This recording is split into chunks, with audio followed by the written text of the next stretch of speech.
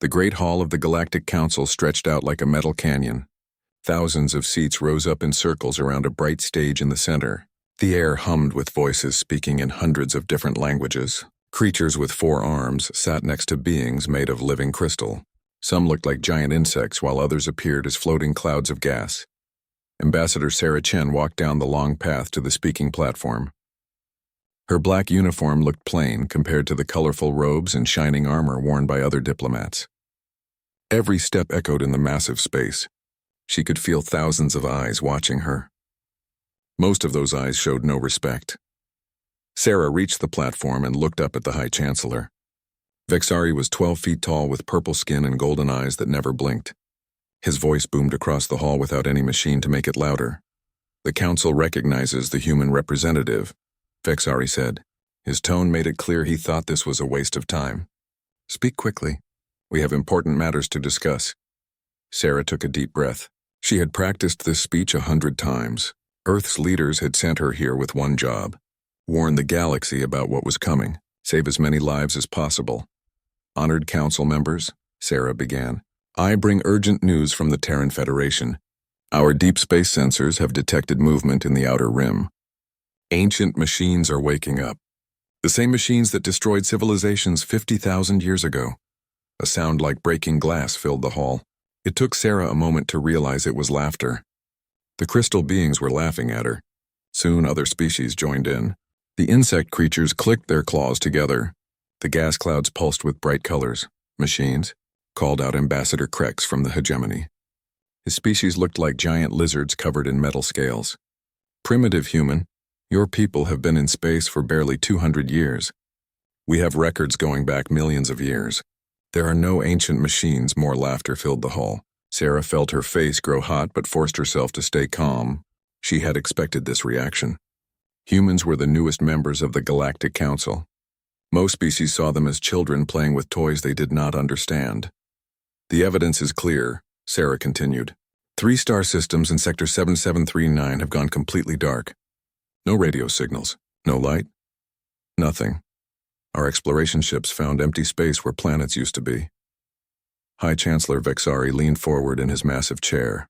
"Human, do you really think your simple minds can understand what you claim to see? Space is vast and dangerous. Stars die, planets drift away. This happens naturally. Not like this," Sarah said firmly. "The planets were not destroyed. They were taken apart piece by piece, harvested. We found traces of the machines responsible, geometric patterns in space. Metal fragments that should not exist." The laughter grew louder. A being that looked like a walking tree stood up in the crowd. "The hairless apes think they discovered something new," it called out. "Next, they will tell us the stars are going to fall from the sky." Sarah pulled out a small device and activated it. A hologram appeared above the platform showing images from the dead star systems. Empty space, twisted metal, geometric scars in reality itself. "These are not natural patterns," Sarah said. "These are the signs of devourers. Machine intelligences that consume everything in their path. Our historical records speak of them. Old stories passed down through generations. They came before and they are coming again." The hall erupted in noise. Species shouted at each other in anger. Some were still laughing. Others seemed annoyed that their time was being wasted. Chancellor Vexari slammed his fist on his chair. The sound echoed like thunder and the hall fell silent. "Enough! Human, your people are known for their violent fantasies and war stories. You see enemies everywhere because that is your nature. The galaxy has been at peace for 10,000 years. Peace made you weak," Sarah said quietly, but her voice carried in the silent hall. "You have forgotten how to fight, how to prepare for real threats. We are trying to help you." The insect ambassador clicked his claws angrily. "Help us, you arrived in this galaxy yesterday." "My people mastered space travel when your species was still throwing rocks at each other. What could you possibly teach us?" Sarah looked around the hall at all the different species. Each one thought they were superior to humans. Each one believed their technology and wisdom made them safe. None of them understood what was really coming. "We can teach you how to survive," Sarah said. "How to fight something that wants to destroy everything you have built. But you have to listen. You have to prepare now before it is too late." Chancellor Vexari stood up to his full height. His golden eyes blazed with anger. "The Council has heard enough of this primitive superstition. We will not waste resources chasing shadows and ghost stories. The galaxy is safe under our protection. Your protection? Sarah laughed, but there was no humor in it. When was the last time any of you fought a real war? When did you last face an enemy that wanted to kill every living thing in the galaxy? You have grown soft behind your shields and treaties. The hall exploded in angry shouts. Several species demanded that Sarah be removed for insulting the council. Others called for humans to be thrown out of the galactic community entirely. Sarah raised her voice above the noise. Fine, mock us. Ignore the warning. But when the machines come for you, remember this moment. Remember that we tried to save you. Chancellor Vexari pointed at Sarah with one massive finger. Human ambassador, you will apologize for these wild accusations and fear-mongering or face serious consequences. Sarah stared back at him without fear. I will not apologize for telling the truth. The Devourers are coming. You can prepare to fight them or you can wait to die. That choice is yours. The Chancellor's face turned darker purple with rage. Very well. The Council votes to formally censure the Terran Federation for spreading panic and false information. Any further disruptions will result in the removal of human membership from this body. The vote was swift and unanimous. Every species voted against humanity. Sarah watched the results appear on the great screen above the platform. Not a single ally. Not one species willing to listen. Sarah gathered her papers and walked back down the long path toward the exit.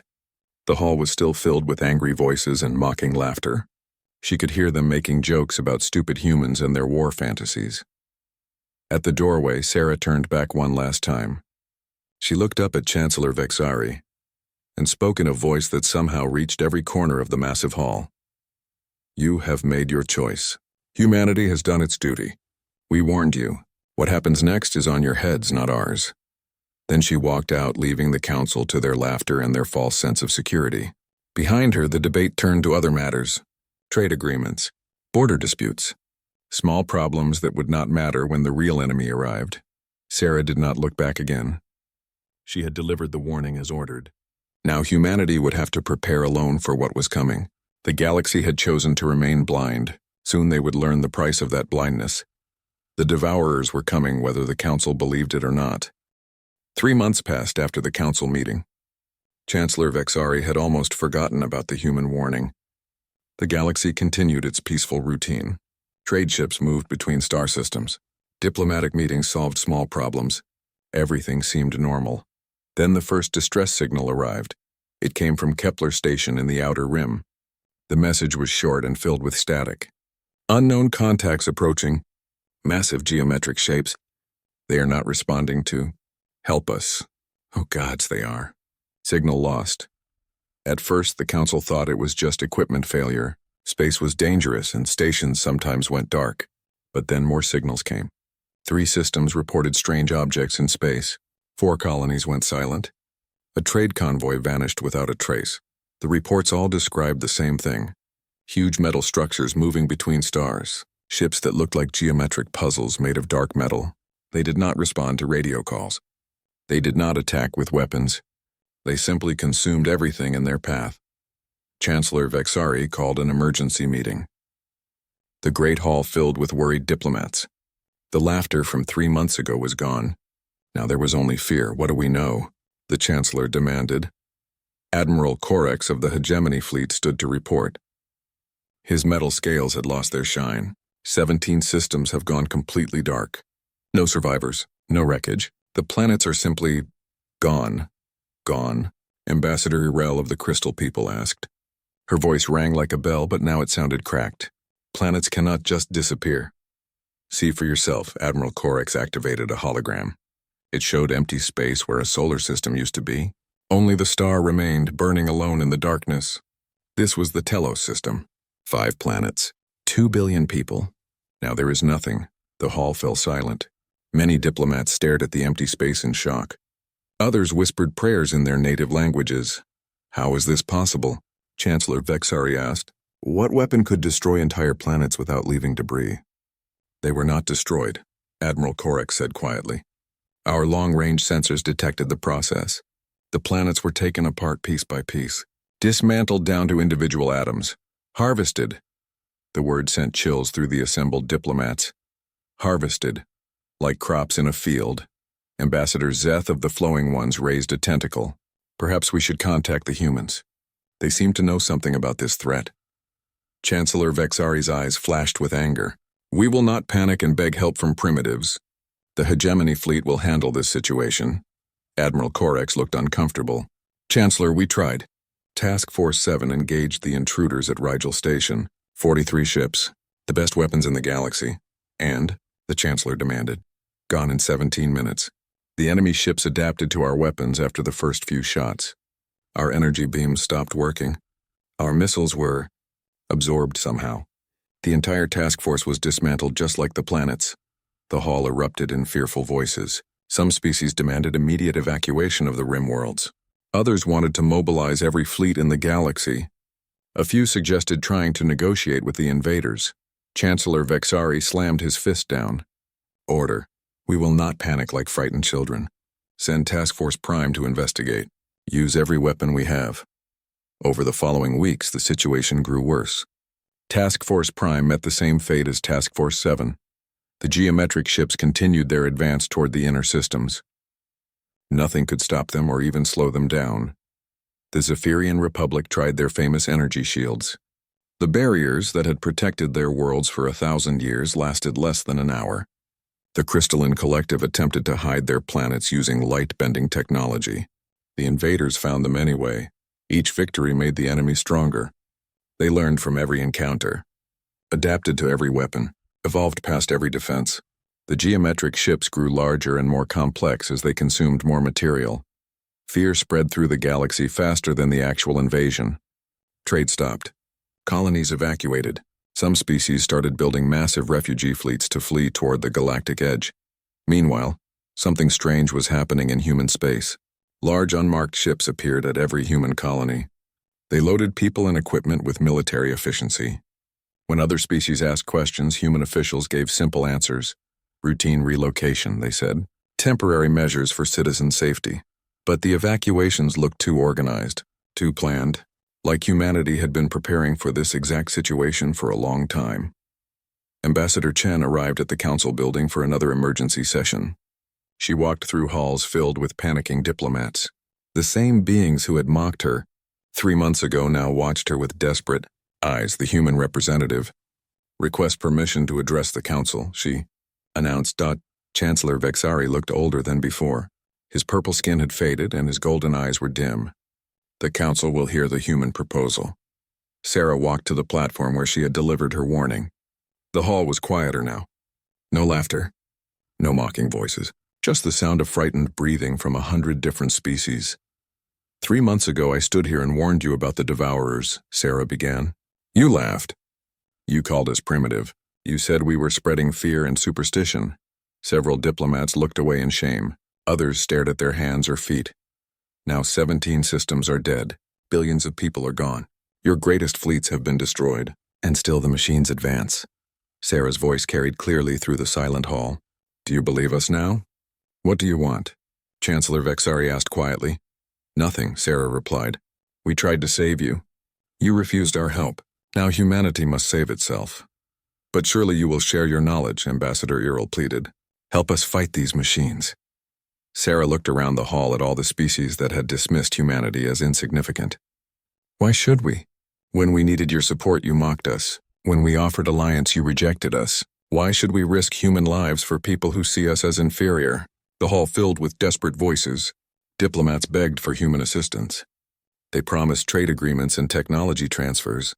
Some even offered to make humanity equal partners in the galactic government. Sarah listened to the offers without expression. Then she spoke again. The human evacuation will be complete within 2 weeks. After that, we cannot guarantee the safety of any non-human ships in our territory. The Sol system is being sealed off. We suggest you use the time to prepare your own defenses. Chancellor Vexari stood up slowly. Human Ambassador, the galaxy needs unity now more than ever.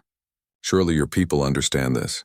We understand that unity must be built on mutual respect, Sarah replied. Something this council has never shown humanity.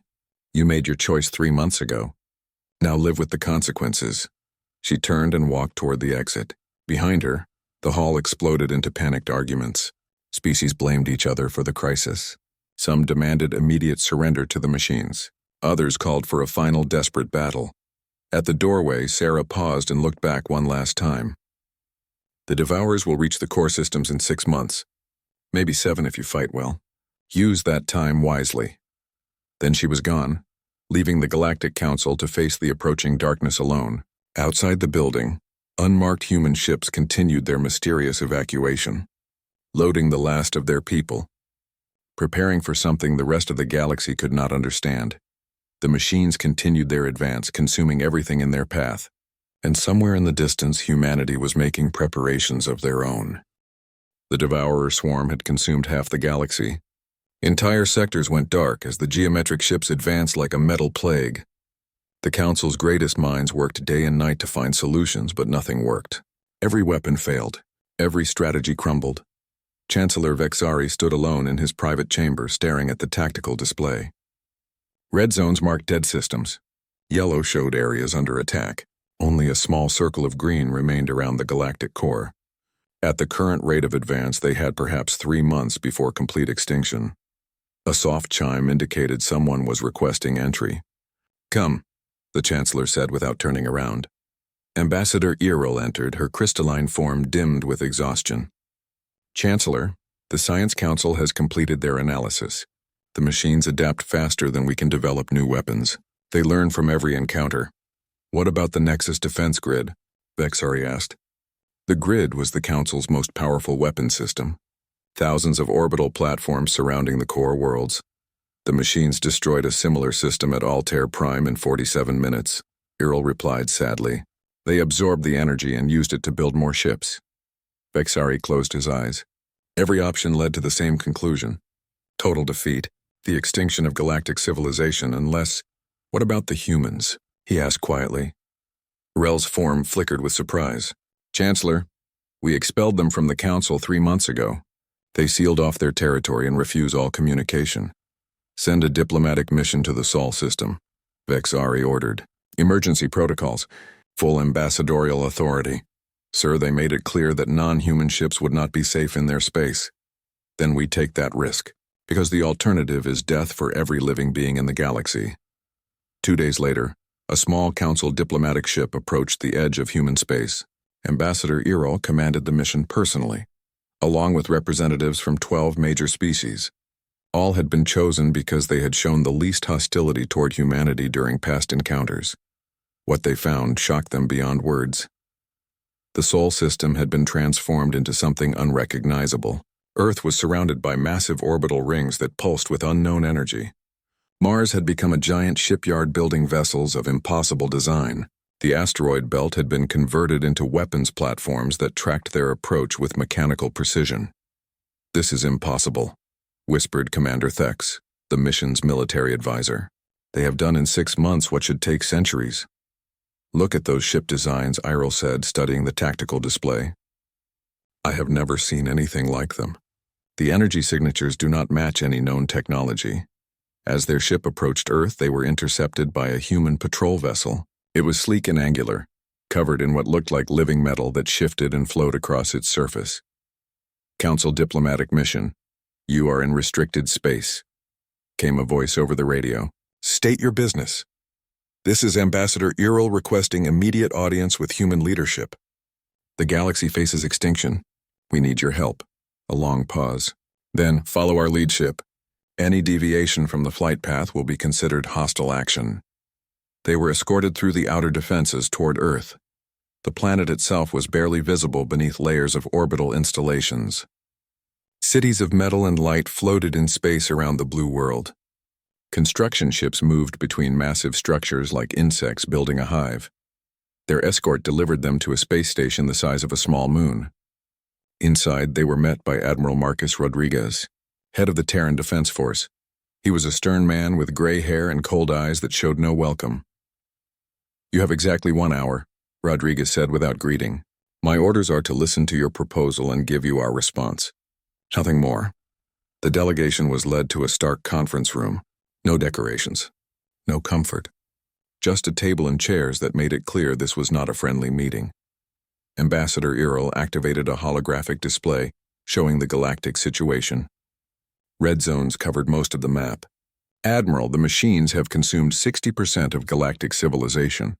At current rates, we have perhaps 2 months before total extinction. Rodriguez studied the display without emotion. And? Surely humanity does not want to see the galaxy destroyed, Commander Thex said.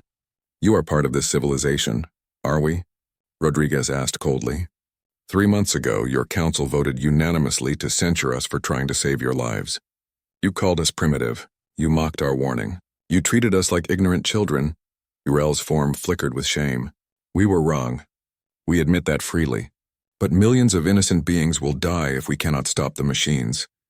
Billions have already died, Rodriguez replied. Where was this concern for innocent life when you were laughing at our ambassador? The meeting continued for nearly an hour. The council delegation offered everything they could think of. Full membership for humanity, control of entire sectors, access to all galactic technology and knowledge. Admiral Rodriguez listened to each offer with the same cold expression. Finally, Iril made one last plea. Admiral, what do you want? Name your price. We will pay anything. Rodriguez stood up slowly. You want to know our price? Complete and unconditional surrender. Every species, every government, every military force placed under human command. The delegation stared at him in shock. Commander Thex found his voice first. That is impossible. You are asking us to surrender our freedom. Freedom? Rodriguez laughed, but there was no humor in it. You mean the freedom to ignore warnings? The freedom to mock those trying to help you? The freedom to believe you are superior to everyone else? You cannot seriously expect us to hand over control of the entire galaxy, Irel protested. Then enjoy extinction, Rodriguez said simply. Because those are the only 2 choices you have left. Submit to human authority or die fighting machines you cannot defeat. The Admiral activated a wall display showing human fleet movements. Hundreds of ships moved through space in perfect coordination. The designs were unlike anything in Council records. They seemed to bend reality around them as they traveled.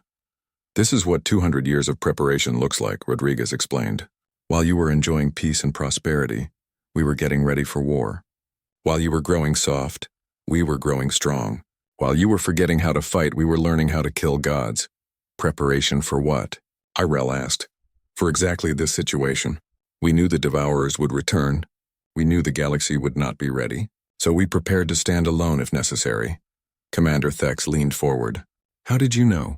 How could primitive humans understand a threat that our greatest scientists missed? Rodriguez's expression softened slightly. Because we have faced them before. Not in space. On Earth.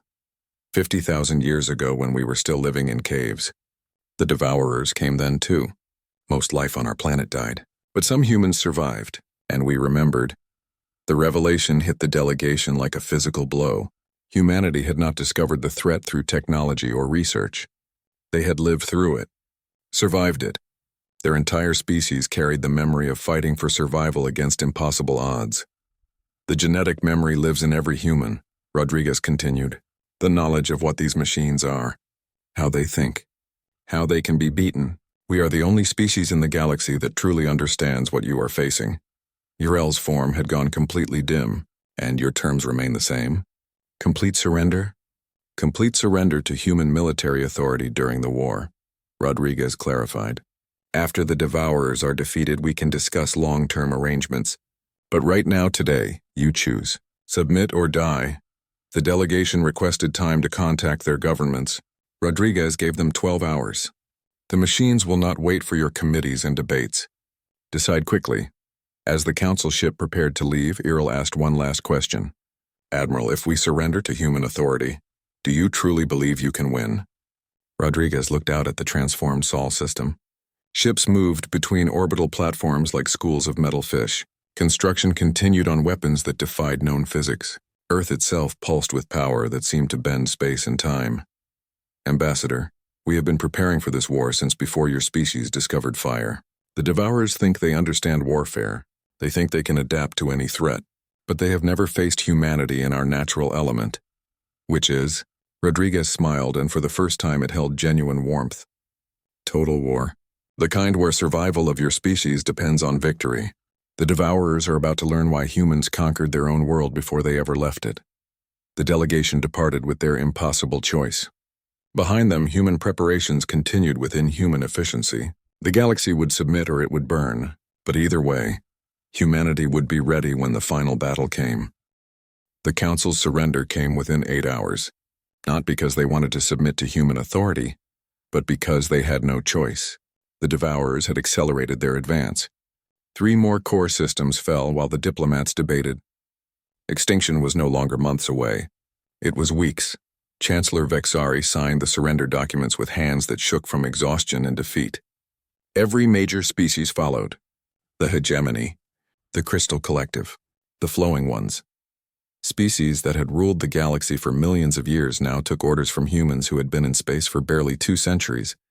Admiral Rodriguez wasted no time. Within hours of the surrender, human ships appeared at every major system. They brought with them orders that seemed impossible to follow, and technology that should not exist. Evacuate all civilians to designated safe zones, came the first command. Dismantle all orbital platforms and ship them to coordinates we will provide. Prepare for total war production. The galactic species watched in amazement as humans took apart their carefully built civilization and rebuilt it into something else. Something harder. Something designed for war. But the most shocking revelation came when human scientists began sharing their true history. Dr. Sarah Okafor stood before the Emergency Science Council on Nexus Prime. She was a small woman with dark skin and bright eyes. Behind her, a holographic display showed images that made the assembled scientists gasp in horror. 50,000 years ago, Earth was a paradise, Dr. Okafor began. Green forests covered the continents. Blue oceans teemed with life. Our ancestors lived in small tribes, hunting and gathering in harmony with nature. The display showed primitive humans living in caves and simple shelters. They used stone tools and controlled fire. They looked like any pre-industrial species. Then the Devourers came, Dr. Okafor continued. The peaceful scenes changed to images of horror. Geometric ships filled the sky. Forests withered and died as machines harvested everything. Oceans turned to acid. Mountains were ground down to dust. The humans in the images fled underground, hiding in deep caves. 98% of all life on Earth died, Dr. Okafor said quietly. The Devourers stayed for 300 years, stripping our planet bare. But some humans survived in the deepest caves, and something unexpected happened. The display showed humans emerging from caves after the machines left. But these were different humans, harder, sharper. Their eyes held a cold intelligence that had not been there before. The survivors were changed by the experience, Dr. Okafor explained. Not physically, mentally. The trauma of near extinction became part of our genetic memory. Every human born after that carried the knowledge of what total war really means. She showed how human civilization had rebuilt itself. But instead of returning to peaceful hunting and gathering, they had developed something else. Agriculture, but focused on maximum production. Cities, but designed for defense. Art and music, but filled with themes of struggle and survival. Every human culture tells the same stories, Dr. Okafor said. Gods who fight monsters, heroes who face impossible odds, warriors who never surrender. We thought these were myths. They are memories. Ambassador Iroh flickered with confusion. But humans seem peaceful. You formed families and communities. You created art and literature. Because we learned to live with the contradiction, Dr. Okafor replied. We can be peaceful and violent. Creative and destructive. We can love our families and hate our enemies with equal passion. The Devourers made us into living paradoxes. The display showed human history accelerating. The development of weapons, the countless wars between tribes and nations, the technological advancement driven by military needs. When we finally reached space, we immediately recognized the signs of the Devourers' return, Dr. Okafor continued. The galactic peace was too perfect, too stable. It meant no one remembered how to fight a real war. She showed the hidden human preparations, secret research stations in deep space, military bases disguised as mining operations, weapons development hidden inside civilian projects. For 200 years we prepared for this moment, Dr. Okafor said. We studied every species in the galaxy, learned your strengths and weaknesses, mapped every star system, built weapons you cannot imagine. The display showed human ships that seemed to violate physical laws. Some phased in and out of reality. Others bent space around them like living creatures. A few appeared to be made of solidified darkness. How is this possible? Asked Dr. Thrinks, the galaxy's leading physicist. These designs should not work. They ignore fundamental principles. Dr. Okafor smiled grimly. We learned that fundamental principles are just suggestions when you face extinction. The Devourers taught us that survival requires breaking every rule you thought was unbreakable. She showed footage of human weapons tests, reality-warping torpedoes that made space fold in on itself, gravity cannons that turned stars into weapons, ships that existed in multiple dimensions simultaneously. But the real advantage is not our technology, Dr. Okafor said. It is our psychology. Other species seek balance and harmony. Humans thrive in chaos and contradiction. We can hold opposite ideas in our minds at the same time. Love peace while preparing for war. Trust our allies while planning for betrayal. The assembled scientists looked disturbed by this revelation. Several species prided themselves on logical thinking and emotional control. The idea of deliberately embracing contradiction seemed wrong to them. This makes you unpredictable, observed Chancellor Vexari, who had been listening quietly. Both to enemies and allies. Exactly, Dr. Okafor confirmed. The Devourers are pattern seekers. They adapt by finding the logic in how their enemies think and act. But human thinking is not logical. We make decisions based on emotion, intuition, and principles that often contradict each other. She showed tactical analyses of previous battles against the Devourers. Every galactic species had followed predictable patterns. They used their best weapons first, fell back to defensive positions when attacked, tried to negotiate when defeat seemed certain. Humans will do the opposite of what makes sense, Dr. Okafor said. We will sacrifice our strongest forces to protect the weakest. We will attack when we should retreat. We will fight hardest when victory seems impossible. That sounds like insanity, muttered Admiral Corex. Yes, Dr. Okafor agreed cheerfully. Controlled insanity. The kind that wins wars against impossible odds. The briefing continued for hours. Human scientists revealed technologies that seemed like magic. Weapons that attacked the concept of existence itself. Defenses that worked by refusing to acknowledge reality. Ships that moved by convincing the universe they were already somewhere else. But the most disturbing revelation was about human society itself. Behind their peaceful exterior, every human carried the capacity for total war. Children played games that taught tactical thinking. Art celebrated heroes who died fighting. Music glorified sacrifice for the greater good. Your entire culture is a weapon, Irel observed with something like horror. Our entire culture is a survival mechanism, Dr. Okafor corrected. 50,000 years ago, the Devourers nearly made us extinct. They thought they had won. But they made one mistake, which was, Dr. Okafor's smile became predatory. They left witnesses, and humans never forget. We never forgive, and we never stop preparing for the next fight. As the briefing ended, reports came in from across the galaxy. Human forces were deploying to every strategic location. They moved with precision that suggested they had planned every detail years in advance. Civilian populations were relocated to fortified worlds. Industrial capacity was converted to war production. The galaxy was being transformed into a weapon, pointed at the approaching Devourer swarm. And at the center of it all, humanity waited with the patience of a species that had already died once and refused to let it happen again. The Devourers had awakened an ancient enemy, one that had spent 50 millennia preparing for this exact moment. The machines thought they understood warfare, but they had never faced an opponent that treated existence itself as a battlefield. Soon they would learn what it meant to fight a species that had been forged in the fires of extinction and emerged stronger for the experience.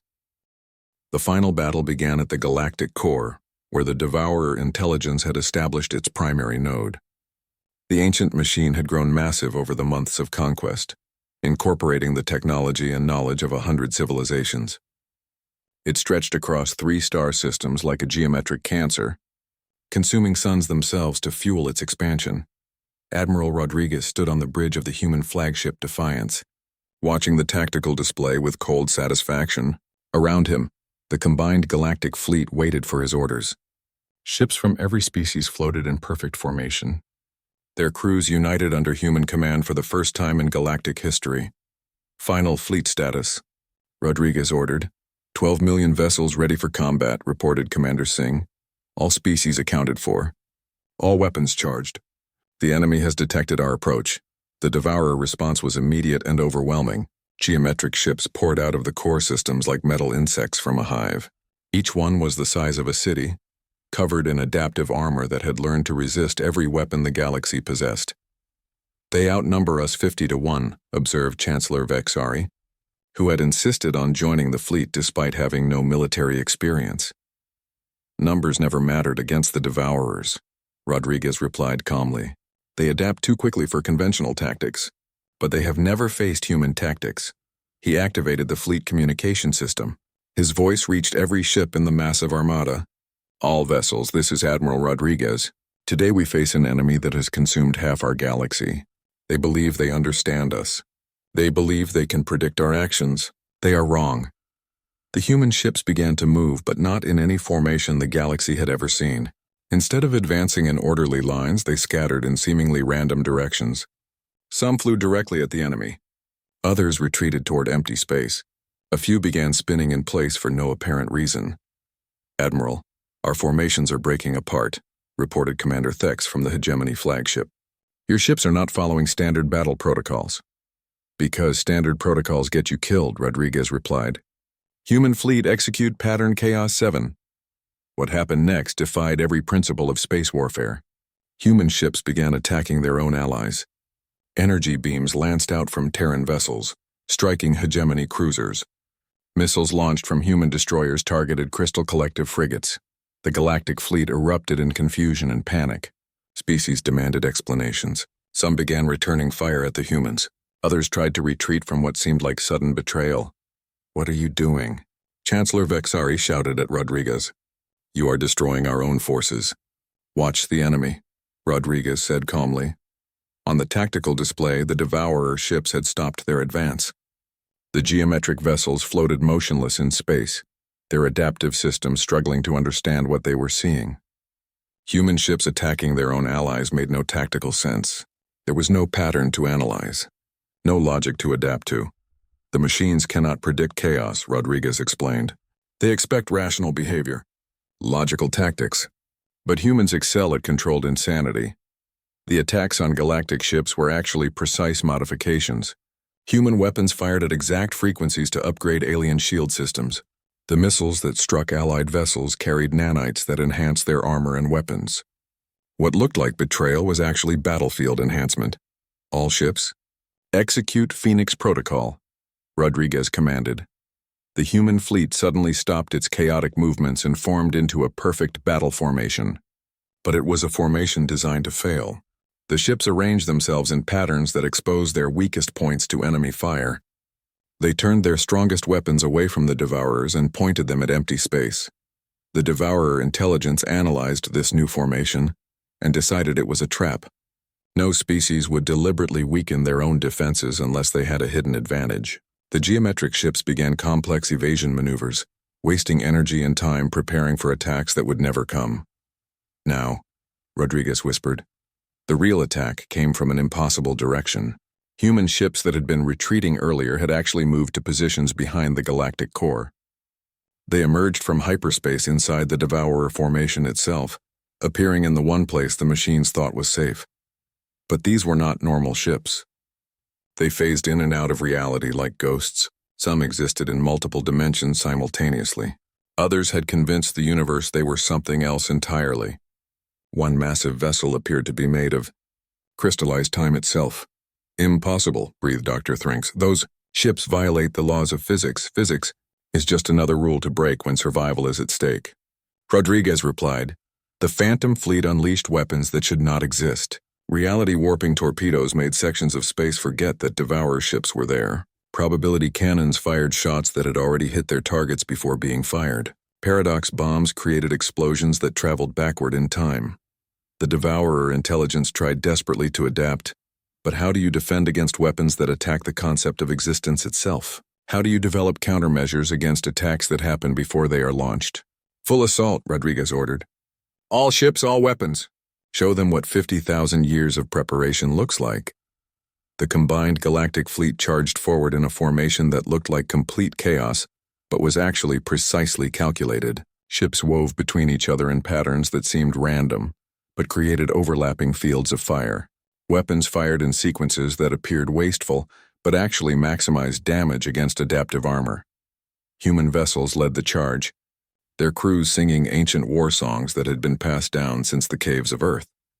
Behind them came the proud hegemony fleet, their lizard crews roaring battle cries. Crystal beings sang harmonies that shattered space itself. The flowing ones pulsed with colors that disoriented enemy sensors. The battle raged across 3 star systems. Devourer ships that had seemed invincible began to fall. Their adaptive systems could not keep up with the constantly changing human tactics. Every time they learned to counter one attack, the humans switched to something completely different. They are learning our new weapons, warned Commander Singh as Devourer ships began to resist the reality-warping torpedoes. Then we use older ones, Rodriguez said with a grim smile. Human fleet, implement Stone Age protocol. To the amazement of the galactic forces, human ships suddenly stopped using their advanced weapons. Instead, they began ramming Devourer vessels directly. Ships crashed into the geometric giants like thrown rocks. Crews armed themselves with simple projectile weapons and boarded enemy vessels in hand-to-hand combat. Have they lost their minds? Asked Chancellor Vexari. No, Rodriguez replied. They have remembered what it means to be human. Sometimes the oldest solutions are the best solutions.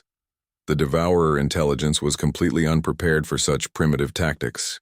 Its vast computational power had been focused on countering advanced weapons and complex strategies. It had not considered that an advanced species would deliberately revert to Stone Age warfare. Human Marines stormed through Devourer ships with axes and knives, weapons too simple for the machines to adapt against. How do you develop countermeasures against a sharp stick? How do you create adaptive armor against rocks thrown with enough force?